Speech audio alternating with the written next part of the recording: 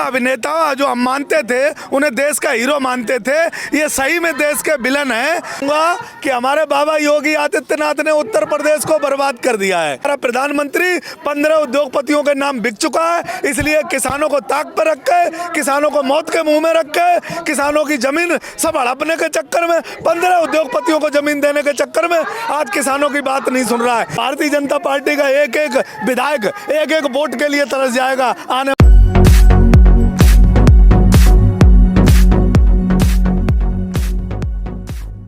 कहूंगा कि जैसे हमारे प्रधानमंत्री जी ने हमारे साथ धोखा किया, प्रधानमंत्री जी को गरीब मानता था, प्रधानमंत्री जी को मैं किसानों का नेता मानता था, प्रधानमंत्री जी को लास्ट में बैठे हुए व्यक्ति का विकास पहुंचाने वाला नेता मानता था, और प्रधानमंत्री जी तपस्या करके 35 साल आए, जैसे मैं उनको मानता था और मैं गलती कर गया, हम सब किसान भाई गलती कर गए। प्रधानमंत्री जी के कहने पे मैंने उत्तर प्रदेश से लेकर पूरे देश में भारतीय जनता पार्टी को जिस तरीके से सत्ता में लाने का काम किया, वो मेरे से गलती हो गई, हम सब किसानों से गलती हो गई, उसी की आज हम सजा भुगत रहे हैं। ऐसे ही हमारे जो देश के जितने भी ये अभिनेता हैं, एक्चुअली जो ये अभिनेता जो हम मानते थे, उन्हें देश का हीरो मानते थे, ये सही में देश के विलन हैं।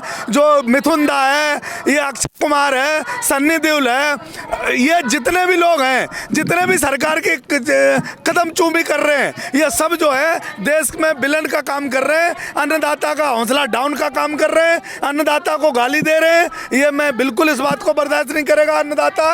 ये सही अगर आज किसान समझ में आया है तो किसान के ये समझ में आई है कि कौन हमारा है। इनकी फिल्में कौन देखता है? ये किसान के बेटे देखते हैं। इनकी फिल्मों को इनको हीरो कौन बनाया है? ये किसान बनाया है, देश का नौजवान बनाया है। आज उनको पता चल गया कि किसान जो बैठा हुआ बॉर्डर पर वो देश का असली हीरो है, और सीमा पे लड़ता हुआ हमारा जवान वो असली हीरो है। ये सब विलन है। मिथुन चक्रवर्ती कह रहे हैं कि मैं पानी वाला सांप नहीं, कोबरा हूं, डस लूंगा और फोटो से उन्होंने भारतीय जनता पार्टी को बोला है कि भारतीय जनता पार्टी में शामिल हो गए और वो सही में कोबरा है, वो भारतीय जनता पार्टी को डस लेगा, और वो वहाँ पश्चिम बंगाल के अंदर भारतीय जनता पार्टी हार के और मिथुन दोबारा फिर वहीं जाएंगे जहाँ थे, उनका कोई अस्तित्व नहीं रहेगा। क्योंकि भारतीय जनता पार्टी ने ईडी के माध्यम से, सीबीआई के माध्यम से अपनी सत्ता में लोगों को लाने, उसमें बंगाल में अपनी पार्टी में लाने का काम किया, लोगों को डर पाने से। कितने लोगों को कहोगे कि हमसे गलती हो गई? जब कोई अक्षय कुमार जैसा बीजेपी का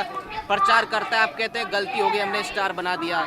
मिथुन दा को आप कह रहे गलती हो गई, हमने स्टार बना दिया। मोदी जी की बात करें, योगी जी की बात करें, कितने लोगों को आप इस तरह करके कहते रहेंगे कि हमसे गलती हो गई? भैया पहले क्यों आपको समझ में नहीं? भैया पहले समझ में नहीं आया। लोग किसी ऊंचे पद पे पहुंच जाते हैं, इनके बोरे के पैसे इकट्ठे। अरे समझ में इसलिए नहीं आया कि 70 साल हमने कांग्रेस को दिए, कांग्रेस को देखा, इनको हमें समझ नहीं आया था। हम समझ रहे थे कि भारतीय जनता पार्टी राष्ट्र को मानने वाली पार्टी है, राष्ट्र के लोगों के लिए काम करने वाली पार्टी है, तो इन्हें सत्ता में लाना चाहिए। अब इन्हें हम सत्ता में लाए, जब हम इन्हें केंद्र में ले आए तो इन्होंने कहा कि उत्तर प्रदेश में ले आओ। अब देश का किसान उत्तर प्रदेश में लेके आया। अब इन्होंने जो नंगा नाच मचाया है, किसान की जमीन हड़पने का नाम काम कर लिया, इन्होंने बिजली महंगी कर दी, इन्होंने गन्ने का पेमेंट नहीं किया, जो किसान के साथ जो अनलिमिटेड भंडारण का कानून लगा दिया। आज किसान बॉर्डरों पर बैठा है, किसान देश के लिए लड़ाई लड़ रहा है, शहर में रहने वाले भाई बहनों के लिए लड़ाई लड़ रहा है। तो आज किसान के विरोध में ये लोग खड़े हो गए, सत्ता के पक्ष में लोग खड़े हो गए, जबकि भारतीय जनता पार्टी पूरी दुनिया और पूरा देश, दुनिया में जितने भी मीडिया चैनल या सही जो देश के लिए निष्पक्ष अपने देश के लिए काम करते हैं, पूरी दुनिया का अगर तुम देखोगे तो भारतीय जनता पार्टी के खिलाफ और किसान के पक्ष में लोग खड़े हैं। लेकिन ये हमारे देश के प्रधानमंत्री और मीडिया को और ये कुछ अंधभक्तों को दिखाई नहीं दे रहा। पूरा राष्ट्र, पूरी दुनिया आज किसानों को समर्थन दे रही है। की आप बात करते हैं, क्या मिथुन चक्रवर्ती को पूरी दुनिया नहीं जानती? अरे यार, एक मिथुन अगर वो कहीं अक्षय कुमार पूरी दुनिया को नहीं जानती उन्हें। भाई तुम एक मिथुन चक्रवर्ती के काम क्यों नाम क्यों बार बार ले रहे हो? हमारे कुछ हीरो हीरोइन जेल में, ईडी का छापा भी तो पड़ा है। बात छोड़िए ना, शुभेंदु अधिकारी जो टीएमसी के थे, वो भी उसमें ही चले गए। तुम ये बता दो मुझे कि जो हीरो जो फिल्म वाले लोग हैं जिन्होंने किसानों की बात करी, उनके यहाँ ईडी के छापे लगे नहीं लगे, सीबीआई के छापे लगे कि नहीं लगे, हमें बता दो। अगर वो लोग अगर किसानों की बात करी, उनके यहाँ दूसरे ही दिन जो है ईडी और सीबीआई छापे मार रही, क्यों मार रही? और ये मिथुन दा क्यों बच गया, इसके यहाँ क्यों नहीं मार रही? अक्षय कुमार के यहाँ क्यों नहीं मार रही? ये कुछ भी कर देंगे, इनके यहाँ नहीं मारेगी, क्योंकि सरकार की तलवे चाट रहे ये लोग, इसलिए उनका कोई कुछ नहीं होना। प्रदेश के मुख्यमंत्री योगी आदित्यनाथ एक रैली में भाषण देते हैं, वक्त कहते हैं कि जो सेकुलरिज्म है, धर्मनिरपेक्षता है, ये देश के लिए खतरनाक है। इस बात को कैसे आप लेते हो? देखो, मैं ये कहूँगा कि हमारे बाबा योगी आदित्यनाथ ने उत्तर प्रदेश को बर्बाद कर दिया है। ये हिंदू मुस्लिम धर्मों में बांट के आज पूरे देश से मैं कहना चाहता हूँ कि बाबा योगी आदित्यनाथ की बातों में मत आना, क्योंकि उत्तर प्रदेश की बेटियाँ यहाँ करा रही हैं और यहाँ का देश का किसान बर्बाद हो गया। गन्ने की पूरी बेल्ट में इन्होंने 5 साल में 1 रुपये नहीं बढ़ाया और उनका पेमेंट रोक के रख लिया है उत्तर प्रदेश में। और जिन्होंने जो वादे किए थे 2017 में, एक भी पूरा नहीं किया। बेटी बढ़ाओ बेटी पढ़ाओ का जो नारा था, इन्होंने 14 दिन में गन्ने का पेमेंट का वादा किया था, इन्होंने जो लैपटॉप बांटने का वादा किया था, किसानों को खुशहाली के दिन दिखाए थे। आज उत्तर प्रदेश की जनता त्रस्त है, इनकी कोई बात पूरी देश में नहीं मानेगा, चाहे वे बंगाल में चले जाएं, चाहे जहाँ चले जाएं। ये ईवीएम से और लठ की जोर से अधिकारियों पर दबाव बना के सरकार बने ही बनाने, लेकिन जनता इनके साथ नहीं है। क्या लगता है योगी आदित्यनाथ का संविधान से भरोसा उठ चुका है? बिल्कुल भरोसा पूरी तरह भारतीय जनता पार्टी का। जब एक देश का प्रधानमंत्री किसानों को पार्लियामेंट में खड़े होकर आंदोलन जी भी कहता है कि जिस आंदोलन से हमारा देश आज़ाद हुआ, उसी आंदोलन के माध्यम से हम अपने लोकतंत्र को बचाने का काम कर रहे, अपनी जमीनें बचाने का काम कर रहे, उसी को ये लोग जो है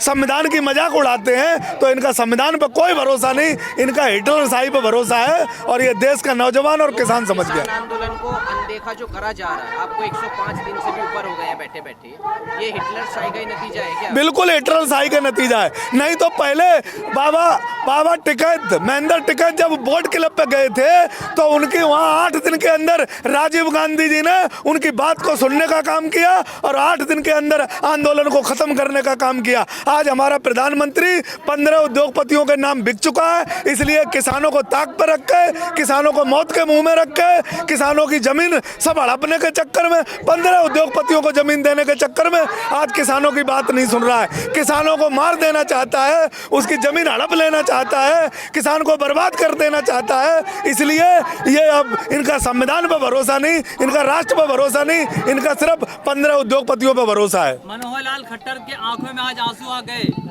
सदन के अंदर, जब वो बजट सत्र के दौरान जब बहस हो रही थी तब उनके आंखों में आंसू आ गए। आखिर ये आंसू क्या कहला रहे हैं? आंसू कुछ नहीं है, ड्रामा कंपनी के लोग हैं। इनके अंदर अगर देखोगे तो ये कच्चा वाले जितने भी ड्रामा कंपनी के लोग हैं, ये जनता को, जब भी प्रधानमंत्री भी रोए थे, प्रधानमंत्री भी जगह जगह जाके रोके और इस जनता का वोट लूटने का काम किया था। कौन नहीं रोता है? योगी आदित्यनाथ जी भी रोए थे, आज मनोहर लाल खट्टर भी रोए थे। इन्हें पता है कि इनके जमीन से सत्ता खिसक रही है। हो सकता है कि शाम तक तुम्हें खबर मिल जाए कि हरियाणा में सरकार इनकी गिर गई है। ये अपनी सरकार बचाने के लिए रोए, किसान के लिए नहीं रोए। किसान ने इनकी जमीन खिसका दी, किसान ने इनके हेलीकॉप्टर नहीं उतरने दिए।